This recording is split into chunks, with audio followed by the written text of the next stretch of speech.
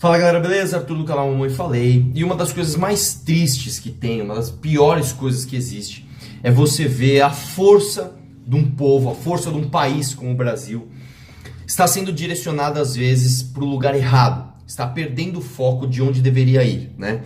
O que eu tô querendo dizer com isso? Todo mundo está sofrendo aí com a greve dos caminhoneiros e eu queria deixar bem claro aqui, ó, que eu também posso ser considerado um caminhoneiro, apesar de nunca ter atuado na profissão. Eu trabalho com transporte também, trabalho com sucata de aço, nós temos caminhões, etc. E olha só, a minha carteira aqui, ó, dá pra ver que sou eu, não vou deixar número nem meus dados, mas aqui, ó, não sei se dá pra ver, é AD, né? Eu só não tirei, inclusive, a E, que é para caminhão articulado, porque na época tava caro demais e como eu não ia atuar diretamente nos caminhões articulados, eu acabei não tirando minha carteira. Enfim, a questão é a seguinte, as pessoas... eu acabei de ver na Globo que o governo está fazendo um acordo, etc. E o acordo é para se baixar o preço do combustível na Petrobras e se subsidiar com dinheiro da União.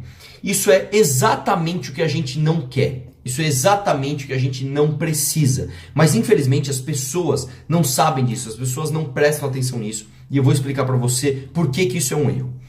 Vamos dar um exemplo aqui. Vamos supor que o preço de um combustível qualquer, seja álcool, seja gasolina, não interessa, seja R$5. Vamos lá, nossa, bateu R$5 o litro, que absurdo. Esse preço é basicamente composto por duas partes. R$2,50 mais ou menos, pelo custo de produção dele mesmo. Então, no caso do álcool, é de você colher a cana, de você fazer o álcool. No caso da gasolina, é de você tirar o petróleo do solo, de você refinar o petróleo, de você distribuir, você levar no posto, pagar o frentista, pagar a distribuição, pagar todo mundo. Dá R$2,50 mais ou menos. Bom, então por que o nosso preço de combustível não é R$2,50? Por que o nosso preço de combustível está a R$5, por exemplo? Porque tem mais R$2,50 aqui, ó, que são de impostos. Então, isso aqui é uma parte do preço, isso aqui é outra. Vamos lá. O que eu acabei de ouvir é que eles querem fazer algo muito similar ao que a Dilma fez antes da reeleição, que é baixar o preço. Então, vamos supor que o combustível ele custa para chegar no teu tanque R$2,50. E aqui tem mais R$2,50 de impostos. Eles querem fazer com que isso aqui passe a 2, por exemplo. E aí esses 50 centavos de prejuízo sejam compensados ali pela Petrobras por dinheiro da União. Ou seja, por mais dinheiro de imposto. No final das contas, o que está acontecendo? Justamente o que a gente não quer. A gente vai ter que pagar mais imposto. A questão é a seguinte. A culpa do que... O preço, esse preço aqui, essa parte dos R$2,50... ela também está defasada, ela também está errada, porque isso aqui deveria estar sujeito às regras de livre mercado. Então, as distribuidoras, os postos de gasolinas têm assim ali um certo livre mercado para trabalhar e a concorrência baixa o preço deles. A Petrobras não, a Petrobras ali está protegida pela ANP, é a única que pode explorar o petróleo, enfim. Então, esse preço aqui já não é justo. Mas isso aqui é a menor parte do problema. A enorme parte do problema, por incrível que pareça, não vem só da Petrobras. Ela vem desta parte aqui. E esta parte aqui, estes R$2,50, esses mais de 50% na realidade que são o preço do combustível hoje, não estão diretamente relacionados a isso. Né? Então eu vejo muita gente, principalmente os esquerdistas, falando: ai, tá vendo? Vocês ali do livre mercado, do livre comércio estão aumentando o preço da gasolina. É justamente o contrário, cara. Tem gente ali até falando, a culpa das greves é do patrão. Você tá louco, cara? Você tá louco? Isso aqui não tem nada a ver com isso. Isso aqui é onde a gente deveria lutar para bater os impostos. Isso, infelizmente, eu não vi ninguém fazendo.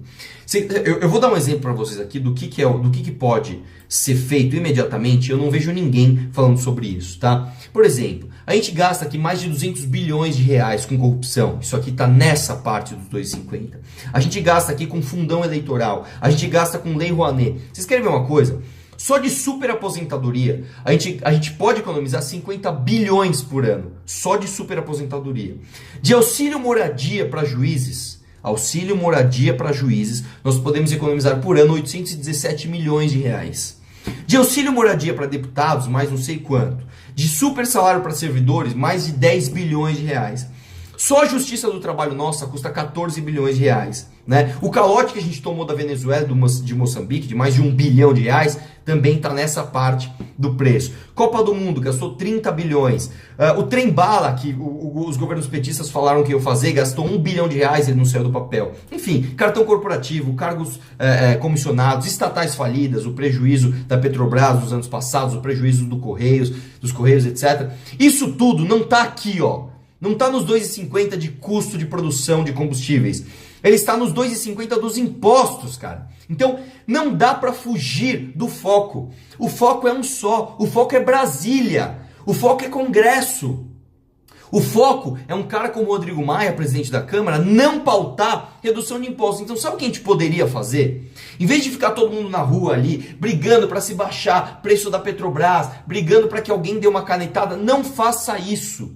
A gente deveria brigar para que um cara como o Rodrigo Maia, por exemplo, pautasse, como eu falei, pega um de tudo, ó, vamos pautar o fim do auxílio moradia para juízes, vamos pautar o fim de super salários de servidores, vamos pautar o corte do cartão corporativo, vamos pautar a diminuição de cargos comissionados e com isso baixar imposto, baixar o que realmente onera o nosso combustível.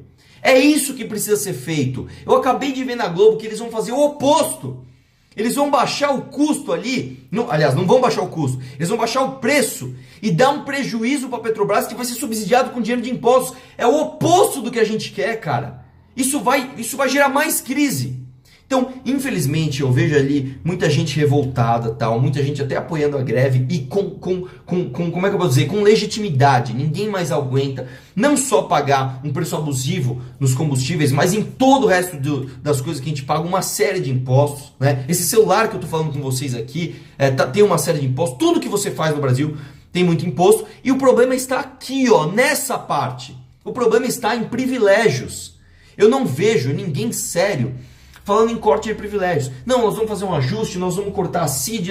Não adianta, cara. Vocês têm que cortar privilégios. Porque aí cortando privilégios você reduz imposto. É uma coisa muito simples. Então eu espero que isso não vire um 2013, onde todo mundo saia na rua ali contra a corrupção. E aí várias pessoas pegavam para si a pauta, né? Pegavam lá o Movimento Passe Livre, tá vendo? Não quer corrupção, então nós queremos medidas de esquerda. Né? Eu tô vendo um monte de gente de esquerda querendo se apoderar da pauta, sendo que justamente o que levou o Brasil a esse buraco são essas mentalidades de aumento de governo, de aumento, consequentemente, de impostos. Então, gente, por favor, vamos ser sóbrios, cara. Nós que estamos nessa bolha, a gente tem que passar informação. Tem que apoiar a greve? Tem, desde que ela tenha o foco certo, desde que ela tenha ali o foco em Brasília, em foco a combate de privilégios. Beleza? Eu espero que as pessoas amadureçam isso e vamos, infelizmente, ver os próximos capítulos. Um abraço e vamos questionar tudo.